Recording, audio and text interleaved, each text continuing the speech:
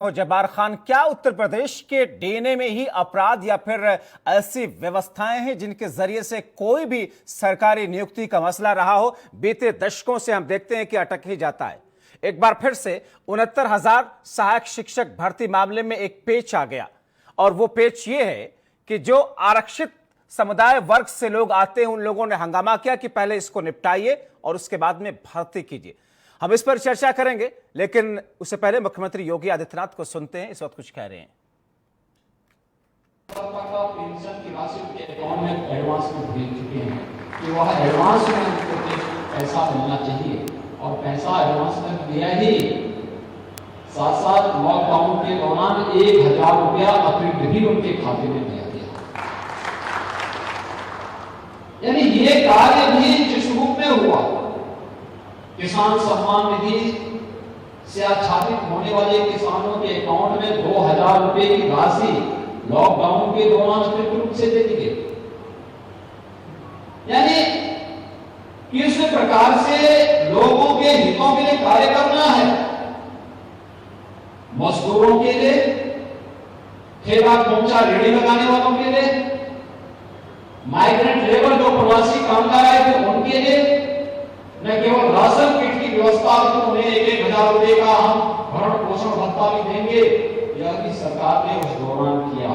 क्योंकि हम मानते हैं संकट का समय है और संकट का साथी जो होगा वही सरकार होगी और सरकार ने यह करके दिखाया है, चाहे राज्य की सरकार रही हो चाहे वह केंद्र की सरकार रही हो, सरकार का दायित्व ही है और उसी दायित्व का निर्वहन कर रहे हैं।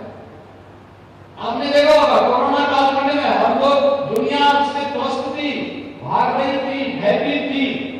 हमारे प्रशासनिक अधिकारी, कोरोना वॉरियर्स, स्वास्थ्य विभाग के कर्मी, पुलिस के कर्मी अपनी जान की परवाह किए बगैर लोगों के सहयोग के लिए खड़े थे, जनप्रतिनिधि को लीड कर रहे थे, नेतृत्व दे रहे थे। सेवा का एक अद्भुत मिसाल प्रस्तुत करने का कार्य इस दौरान में हुआ और अब नए सिरे से उद्योगों को चलाना, उद्योगों को लोन देने की प्रक्रिया के साथ जोड़ना, अगले महीने से हर बैंकों के माध्यम से लोन की प्रक्रिया प्रारंभ हो। कोरोना का खतरा टला नहीं, लेकिन हम उसका पालन करते हुए, गाइडलाइन का पालन करते हुए, सोशल डिस्टेंसिंग को बनाए रखते हुए हम लोग इस कार्यक्रम को आगे बढ़ाएंगे। जो भी जरूरतमंद होगा, किसी को उद्योग लगाना है, किसी को अपना नया कारोबार प्रारंभ करना है, किसी को अपने परंपरागत कारीगरी को आगे बढ़ाना है, वन डिस्ट्रिक्ट वन प्रोडक्ट के साथ जुड़ा हुआ हो, विश्वकर्मा श्रम सम्मान के साथ जुड़ा हुआ हो, प्रधानमंत्री आर्थिक पैकेज के साथ जुड़ा हुआ हो या फिर किसी भी अन्य उस योजना के साथ, हम लोग बैंकों को टारगेट उपलब्ध कराने वाले हैं कि भाई आपको इतने लोगों को लोन देना ही देना है और इस कार्य को एक प्राथमिकता के आधार पर आपको आगे बढ़ना है। लक्ष्य सबको दिया गया है। कृषि इंफ्रास्ट्रक्चर के लिए हर विकास खंड में भंडारण गृह बनने हैं, कोल्ड स्टोरेज बनने हैं। मैं चाहूंगा प्रगतिशील किसान इसमें आगे आए, किसान को उसकी आमदनी को कई गुना दाम बढ़ाने देने की प्रक्रिया प्रारंभ हुई है। कृषि संबंधी जो बिल अभी हाल ही में संसद में पास हुए हैं, ये किसानों को बिचौलियों से मुक्त करने का एक अभियान है और मंडी शुल्क को हमेशा के लिए समाप्त करने के अभियान का हिस्सा है कि किसान का शोषण नहीं होना चाहिए, किसान का सम्मान होना चाहिए, किसान को उसकी लागत का कम से कम दोगुना दाम मिलना ही चाहिए, तब कृषि लाभकारी हो पाएगी। लेकिन जिन लोगों को किसानों का हित नहीं अच्छा लग रहा है, वे लोग विरोध कर रहे हैं, गुमराह कर रहे हैं, विरोध कर रहे हैं, क्योंकि शोषण तो वे स्वयं करते थे, किसानों का हक में वो मार जाते थे और इसलिए आज किसानों के नाम पर राजनीति करने का कार्य कर रहे हैं। हर व्यक्ति जानता है देश के अंदर प्रधानमंत्री फसल बीमा योजना के नाम पर किसानों की फसल की गारंटी की सुरक्षा की गारंटी किसी ने दी, प्रधानमंत्री मोदी ने दी। प्रधानमंत्री कृषि सिंचाई योजना के माध्यम से हर खेत तक पानी पहुंचाने की गारंटी प्रधानमंत्री मोदी जी ने दी। किसानों को तकनीक के साथ जोड़ने का कार्य प्रधानमंत्री मोदी जी ने किया। प्रधानमंत्री किसान सम्मान निधि किसानों को प्रधानमंत्री मोदी जी ने दिया। न्यूनतम समर्थन मूल्य किसानों को लागत का 1.5 गुना दाम अब तक दिलाने में कामयाबी प्राप्त की है प्रधानमंत्री मोदी जी के कारण, और आगे भी किसानों को हर प्रकार के बिचौलियों से मुक्त करने के इस अभियान को लेकर के प्रधानमंत्री जी ने अधिनियम पास करवाए हैं संसद में। ये पूरी तरह दलालों से और बिचौलियों से मुक्त एक ऐसी व्यवस्था होगी जिसमें किसान। तो उत्तर प्रदेश में 69,000 सहायक शिक्षक भर्ती की प्रक्रिया शुरू की गई, मगर क्या उस वक्त जो आरक्षण का मसला है उस आरक्षण के प्रावधानों को ध्यान में नहीं रखा गया, या अगर रखा गया तो फिर आज सड़कों पर वो अभ्यर्थी विरोध प्रदर्शन क्यों कर रहे हैं? दरअसल शासन की तरफ से जारी की गई भर्ती पर राष्ट्रीय पिछड़ा आयोग का कहना है कि भर्ती प्रक्रिया में आरक्षण नियमों का सही से पालन नहीं हुआ, जिस कारण 16,000 पिछड़ा वर्ग छात्र भर्ती से वंचित रह जाता है। अक्टूबर महीने में इस मामले की दूसरी सुनवाई होनी है, राष्ट्रीय पिछड़ा वर्ग करेगा 1 तारीख को।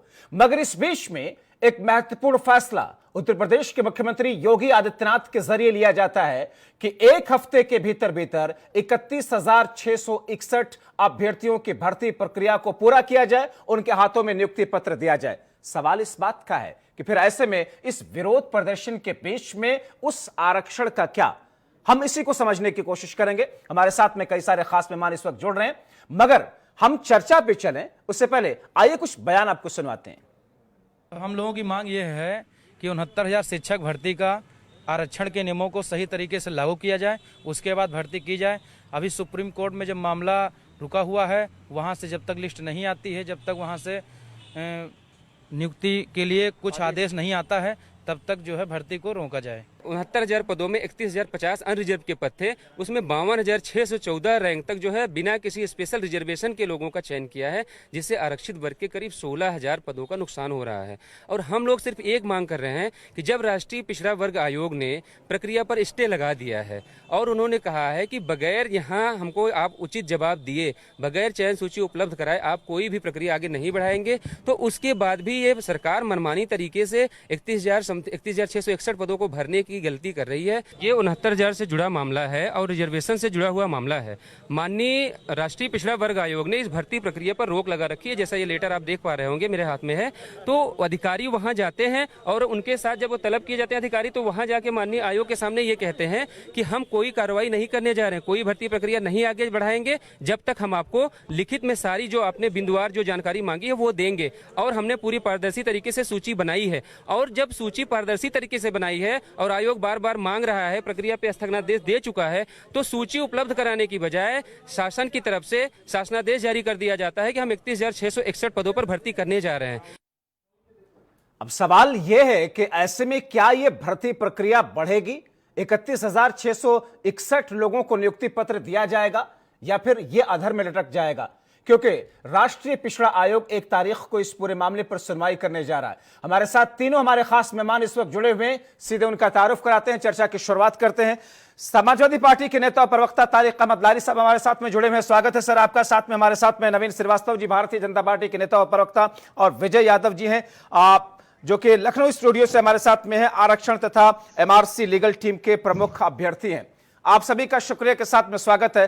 पहला सवाल मैं आपसे ही लेना चाहूंगा, नवीन श्रीवास्तव जी, क्या सरकार को यह नहीं पता कि राष्ट्रीय पिछड़ा वर्ग ने इस पर रोक लगा दी है, भर्ती प्रक्रिया आगे नहीं बढ़ सकती है, फिर भी नियुक्ति पत्र देने की बात आप ये करते हैं?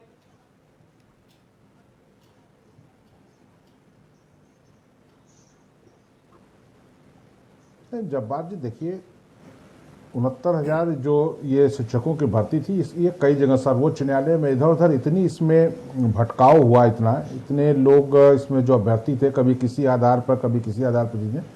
माननीय मुख्यमंत्री योगी आदित्यनाथ जी की सोच ये थी कि 31,000 कुछ ऐसे पद जो किसी प्रकार के विवाद में नहीं है, उसके लिए शीघ्र 1 सप्ताह के अंदर जो है इनको नियुक्ति पत्र दिया जाए। लेकिन हमारी सरकार सभी संवैधानिक संस्थाओं की मर्यादा का भी ध्यान रखती है। अगर माननीय पिछड़ा वर्ग आयोग ने इस प्रकार की कोई नोटिस दी है, उन्होंने अपनी 1 तारीख तय की है, अधिकारियों ने भी उनको सूची उपलब्ध नहीं कराई है, तो संविधान सम्मत, सबकी मर्यादा का ध्यान रखते हुए जो बेहतर होगा वो हमारी सरकार करेगी। मैं एक हमारी प्राथमिकता दो है। ठीक है, मैं एक प्रतिक्रिया अपने सारे मेहमानों से ले लूं, उसके बाद में इस चर्चा को मैं ओपन करूंगा। जो संवैधानिक संस्थान उनकी मर्यादा का भी ठीक तरीके से चर्चा पालन करेंगे, इसके तमाम पहलुओं पर हम चर्चा करेंगे। एक एक प्रतिक्रिया मैं ले लूं। तारिक अहमद लारी साहब, ऐसा लग रहा है कि 69,000 अभी रुका हुआ, तो चलो ठीक है, कुछ लोगों को कर देते हैं, उनकी नियुक्ति पत्र उनको दे देते हैं और उसके बाद में चीजें समान स्तर पर दिखती हुई नजर आएंगी। देखिए, नवीन जी ने जो कहा है, मुझे उनकी बात पे बहुत ही ज्यादा शक है, क्योंकि इनकी नीयत ठीक नहीं है। नीयत और नीति इनकी दोनों ठीक नहीं है। और मैं पार्टी की बात कर रहा हूँ, इंडिविजुअल नवीन जी की बात नहीं कर रहा हूँ। और मुझे उम्मीद नहीं है कि ये कोई क्लियर वो करेंगे। ये घपलेबाजी करने के लिए ही इन लोगों ने कुछ ना कुछ किया है। जब रोक लगा रखी है तो रोक के बावजूद आप कैसे कर सकते हैं कि आप मानने का काम नहीं कर रहे हैं? आपको सरकार की नीयत पर शंका, संशय और शक लग रहा है, मगर ऐसी स्थिति में विजय यादव जी, ये जो 71,000 कुछ भर्तियां हैं जिनमें नियुक्ति पत्र देने की बात कही गई, सीएम की तरफ से आदेश जारी किया गया, मगर ये कहा गया कि ये इलाहाबाद हाईकोर्ट के दिशा निर्देशों के अधीन हो रहा है। अगर 69,000 की प्रक्रिया को रोका जाना है तो फिर इतनी प्रक्रिया आगे बढ़ जाए, इसमें दिक्कत क्या है?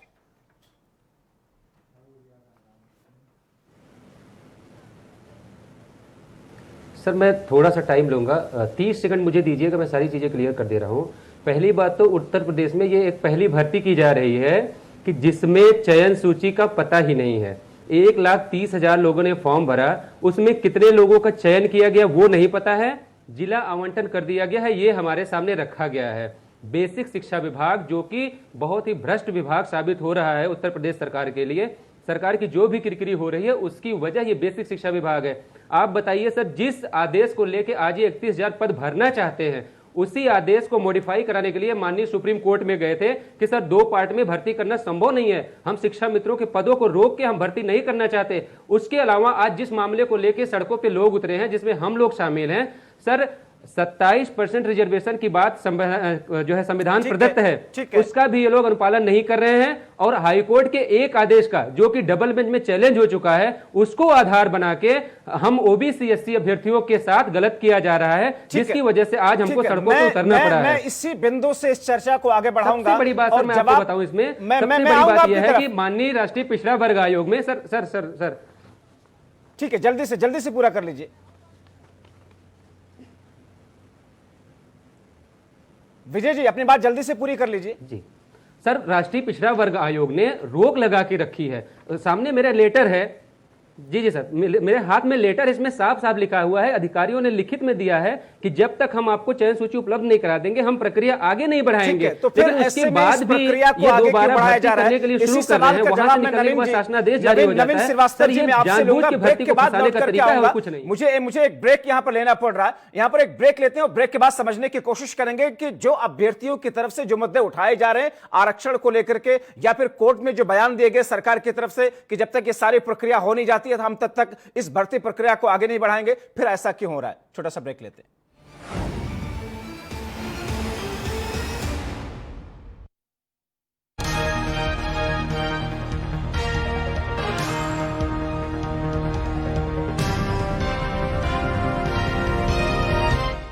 मेरे जैसा कोई दूसरा चुलबुलापन जिसकी हर बात में घुल जाए, जिंदगी में रंग भर दे। मेरी जैसी मेरी अपनी पताका चाय, गजब का स्वाद।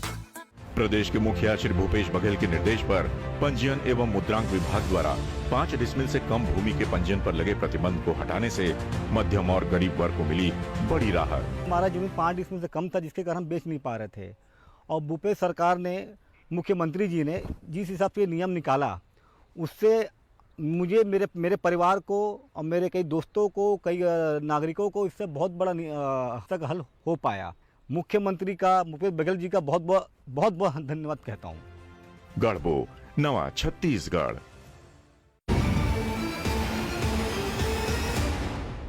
हम लोगों की मांग ये है तो अब ऐसे में सवाल इस बात का है कि क्या तमाम चीजों को साइड में रख करके सिर्फ एक सांकेतिक तौर पर एक मैसेज देने की कोशिश की जा रही है कि साहब हम तो अच्छा करने की कोशिश कर रहे हैं मगर अड़चने बहुत ज्यादा हैं। तीनों खास मेहमान हमारे साथ में इस वक्त जुड़े हुए हैं। जैसा कि ब्रेक पे जाने से पहले नवीन श्रीवास्तव जी मैं आपसे समझना चाह रहा था, और जो इनके मुद्दे थे और सवाल थे विजय यादव जी के, जवाब दीजिएगा सर जल्दी से।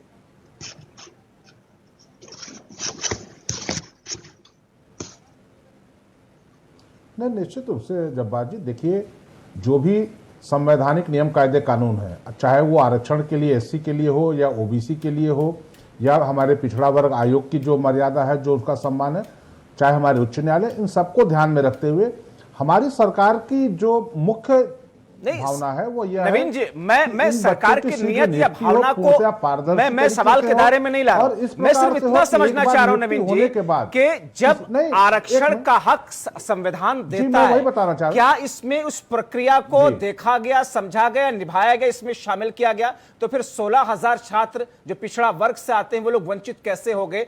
यह आरोप आपके ऊपर सीधे सीधे लग रहा है।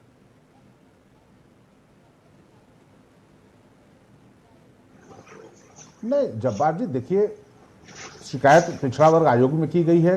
क्या शिकायत है? इनकी शिकायत यह है कि इसमें आरक्षण प्रक्रिया का नियमों का पालन नहीं किया गया है। उस जो सूची बनी है, अधिकारियों को यह कहना है कि हमने पूरी तरह से आरक्षण के नियमों का पालन किया है। वह उस सूची को पिछड़ा वर्ग आयोग को देंगे। पिछड़ा वर्ग आयोग अगर उसमें उसको सही पाता है, वह रिकमेंड करेगा कि हाँ ये सूची विजय यादव जी को भी सामने लाएगा जी, इस हिसाब से प्रक्रिया को आगे बढ़ाइए, तो हम आगे बढ़ाएंगे। अगर उसमें कहीं आरक्षण में कहीं कोई कमी है, कहीं कोई गड़बड़ी है, तो निश्चित रूप से उसको हम ठीक करेंगे। मैं एक बात जब्बार जी कहना चाहता हूं, अभी हमारे मित्र लारी साहब कह रहे थे कि आपकी नीयत नहीं है, मंशा नहीं है।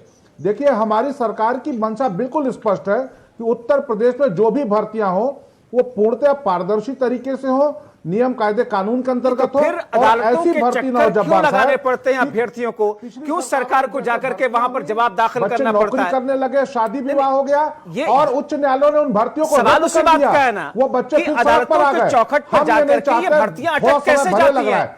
ये उत्तर प्रदेश के साथ कौन सा खेल है? एक बार होने के बाद निरस्त हो और बच्चों को परेशानी का सामना करना पड़े। विजय यादव जी जो बातें कह रहे हैं नवीन श्रीवास्तव जी, आप संतुष्ट हैं उससे कि तमाम तरह के आरक्षण की प्रक्रिया को हमने देखा, उसमें सम्मिलित किया, शामिल किया और उसके बाद में इन सारी प्रक्रिया को हमने आगे बढ़ाया? विजय जी,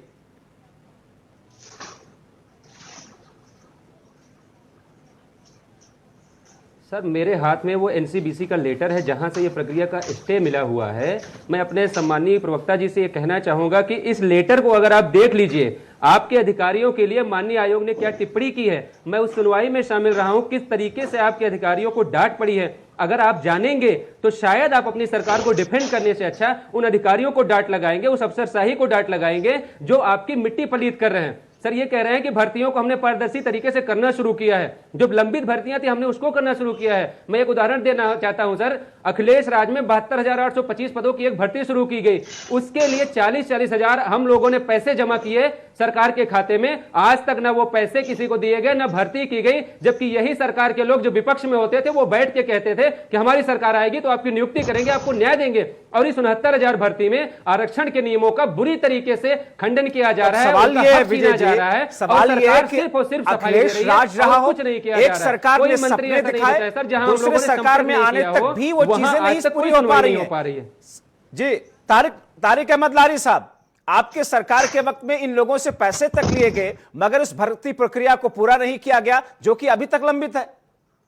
तारिक लारी साहब, उसकी सजा हम लोग को मिल चुकी है, हम लोग सत्ता से बाहर है। फिलहाल इस सत्ता की बात करें तो अरे साहब, सत्ता से बाहर हो जाना सजा क्या होता है सर? क्या इन लोगों के साथ ज्यादती नाइंसाफी नहीं है? ठीक है, आप सत्ता में वापस नहीं आए, जनता ने आपको नकार दिया। वो गलती अगर हुई हम लोगों से, और उसमें गलती हमारी नहीं थी, गलती ये थी कि जो आरएसएस के लोग थे, इन लोगों ने आरक्षण खत्म करने के लिहाज से, और बीजेपी के जो लोग थे, इन लोग ने आरक्षण खत्म करने के लिहाज से, आरक्षण ना हो उसके लिहाज से इन लोगों ने आप ये कह के नहीं बोल सकते कि उसमें हमारी गलती नहीं थी, आपकी गलती नहीं थी, तो प्रक्रिया क्यों नहीं पूरी हुई?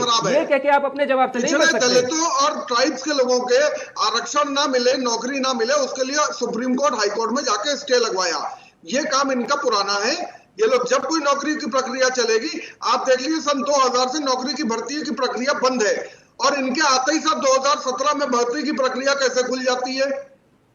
चाहे पुलिस भर्ती हो, चाहे जो भी भर्तियां हो, सब 2017 में खुल गई। लेकिन हम लोग का टाइम पे कभी नहीं हुआ, क्योंकि ये लोग आपकी खुद जाते पार्टी हैं के जाके ऊपर, आरक्षण आपके के सरकार खिलाफ के काम करते ऊपर हैं। ऐसे लांछन आरोप या आपके ऊपर सब कुछ मर करके वो अपनी जिम्मेदारियों से घर से बचना चाहते हैं, लेकिन इसी का जवाब मैं ब्रेक के बाद आपसे लूंगा। क्या 2009 से लेकर के 2012 के बीच में 11 वर्षों में इन तमाम चीजों के बीच में सब कुछ रुका रहता है? अभी सब कुछ अगर सुचारू रूप से चलने की शुरुआत हुई है, मगर अभी भी तो अटकी लटकी और भटकी हुई चीजें नजर आ रही हैं। छोटा सा ब्रेक लेते हैं, वापस लौटते हैं।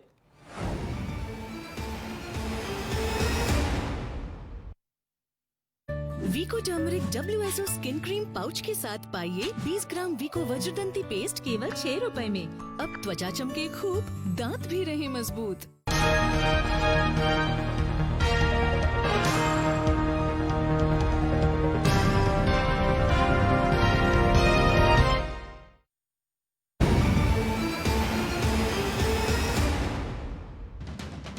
अब ऐसे में सवाल इसी बात का है कि जो प्रक्रियाएं अटक रही हैं, लटक रही हैं या फिर भटक रही हैं और भी भटकने की दिशा में है, वो ठीक होंगी कैसे? क्योंकि अदालतों के साथ साथ में राष्ट्रीय पिछड़ा वर्ग है या दूसरे ऐसे संस्थाएं जहां पर ये चीजें अटकी पड़ी हुई हैं। नवीन श्रीवास्तव जी, 1 अक्टूबर को राष्ट्रीय पिछड़ा वर्ग की अगली सुनवाई है।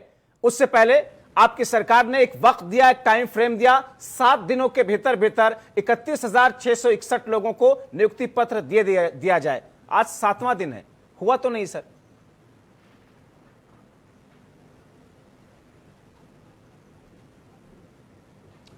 देखिए, जब बात है, मैंने पहले ही कहा कि हमारी सरकार की मंशा है कि पूर्णतया पारदर्शी तरीके से और इस प्रकार से नियुक्ति हो कि वो नियुक्तियां कभी बाद में निरस्त न हो, किसी न्यायालय के माध्यम से, किसी आयोग के माध्यम से निरस्त हो। हम सभी संवैधानिक संस्थाओं का सम्मान करते हैं। जैसा विनोद जी ने एक बात कहा कि अधिकारी सूची ठीक नहीं बनाए हैं, इन्होंने यह आपत्ति वहां दर्ज कराई है। जवाब अधिकारी देंगे, वहां पे अधिकारियों को यह कहना है कि हमने जो नियुक्ति पत्र देने की बात कही गई थी सर, आज 7वां दिन है, इस पर कोई टिप्पणी करेंगे? आज 7वां दिन अगर ये कहता है तो आयोग तो 3 डेट से मांग रहा है, सुन लीजिए जरा ना, सुन लीजिए एक मिनट। आयोग इसको देखेगा, आयोग अगर उसको देखता है और कहता है कि नहीं ये नियमों का पालन हुआ है, गो अहेड, तो हम उसको आगे बढ़ेंगे।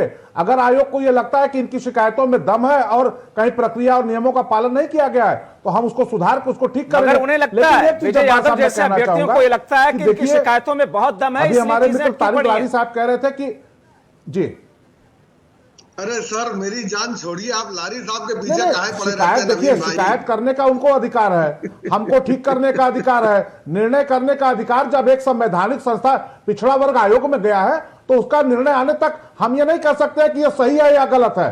यह बहुत प्रिजुडिस होगा। जो चीज कोर्ट में या किसी आयोग में अंडर ट्रायल है, तो हम आप बैठ के निर्णय नहीं कर सकते कि सही है या गलत है। इनका सवाल ये है कि सरकार कोई भी हो, मौजूदा वक्त की सरकार हो या कोई भी सरकार रही हो, ऐसी प्रक्रियाएं क्यों की जाती हैं? नीट एंड क्लीन वे में इन व्यवस्थाओं को क्यों नहीं बनाया जाता है ताकि अदालती चौखट तक जाने की जरूरत न महसूस हो? ये सारे भर्ती आयोग एक जाति विशेष का आयोग होगा है। ठीक है सर, चर्चा हमारी भटक जाएगी, हम किसी और दिन उस पर चर्चा कर लेंगे, राजनीतिक तौर पर बहस किसी और दिन कर लेंगे। सीबीआई जांच की बात कर रहे हैं, 68,500 में कोर्ट ने सीबीआई जांच का आदेश दिया, आपने सीबीआई जांच को रद्द कराने के लिए डबल बेंच में अपील कर दी, वहां से आपने ऑर्डर करवा लिया है। विजय जी, मैं आपकी तरफ आ रहा हूं। तारिक अहमद लारी साहब, एक सीधा सा सवाल है, कोई भी सरकार हो, सरकार उन तमाम नियमों का संवैधानिक तौर पर जो चीजें कही गई है उनका पालन करके सरकारें क्यों नहीं ऐसी व्यवस्था कायम करती हैं ताकि अदालतों का चक्कर ना लगाना पड़े? या जानबूझ करके सरकारें ऐसी करती हैं कि साहब ये मामला हम लाते हैं, चुनाव आ रहा है, भर्ती प्रक्रिया की शुरुआत करते हैं, उसके बाद मामला तो अटकना ही है, अदालत में जाना ही है, हमें पैसे नहीं खर्च करने पड़ेंगे, नौकरियां देनी नहीं होंगी। नहीं, देखिए मसला ये होता है कि इन लोगों के बीजेपी और आरएसएस के हिसाब से ये जो सरकारें रही हैं 2002 से लेकर 2017 तक, ये पिछड़े दलितों की सरकारें रही हैं जिनके ये लोग खिलाफ रहते हैं। आप इसी से देख लीजिए कि इन्होंने संविदा पे नौकरी देने की कोशिश की और संविदा में नौकरियां जो देते हैं तो ये आरक्षण को हटा कर देते हैं। आप संविदा पे नौकरी देना चाहते हैं, आप आरक्षण की व्यवस्था उसमें भी कीजिए और उसके हिसाब से आप आरक्षण के हिसाब से आप संविदा पे भी नौकरियों पर रखिए, लेकिन ये काम इन्होंने नहीं किया। ये पूरी कोशिश कर रहे थे। जब नौजवानों ने डंडा हाथ में उठा लिया तब जाके इनको होश आया कि हमको नौकरी भी देनी चाहिए, नहीं तो हम तो बेकार हो जाएंगे, हमें तो ये जनता तो मार के बाहर कर देगी। लेकिन अब जनता जागरूक हो चुकी है, भी लागू होती है सर। और रही आप कोर्ट की प्रक्रिया की बात कर रहे हैं, ऊपर में भी लागू होती है जब वो मुख्यमंत्री होते हैं। आप कोर्ट की प्रक्रिया की बात कर रहे हैं, सर वक्त की तंगी है, समय सीमा, ठीक है। विजय यादव की प्रक्रिया में यही लोग पढ़ते हैं, ठीक है। विजय यादव जाते हैं, अभी इन्हीं के लोग जाएंगे, अब ये लोग जाएंगे, ठीक है। विजय यादव जी, अब आगे क्या देख रहे हैं? आज आप लोगों ने विरोध प्रदर्शन किया, लेकिन आप लोगों को हटा दिया गया वहां से। अदालती चक्रों में या फिर राष्ट्रीय आयोग जो अब सुनवाई करेगा, कितना आपको लगता है कि वहां से कुछ बेहतर हो सकेगा, आप लोगों के पक्ष में आएगा? क्योंकि सरकार ये कहेगी तो हमने सारी प्रक्रिया का पालन किया है।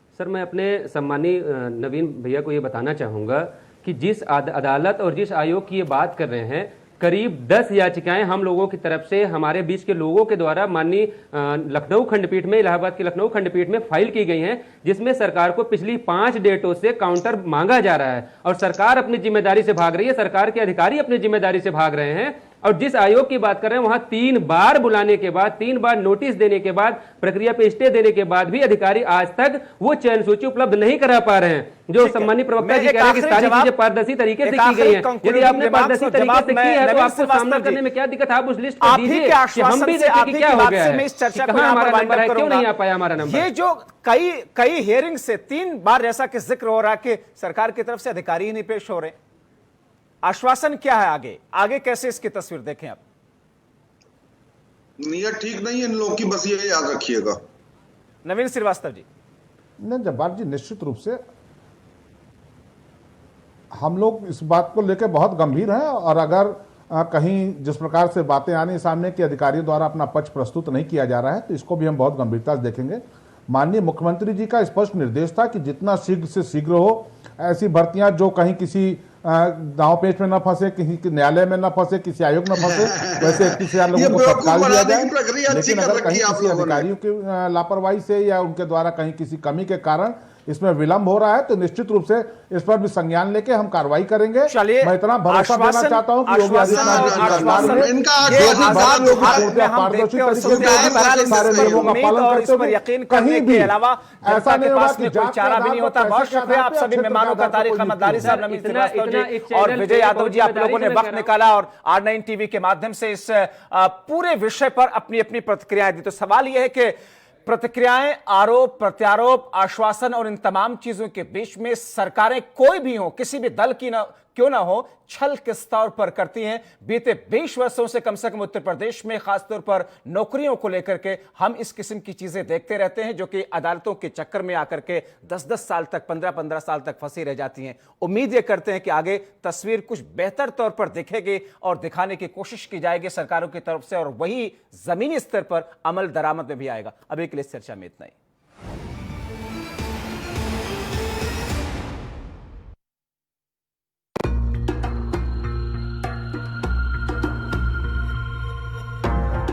जहां पहुंचना भी पहाड़ से कम नहीं।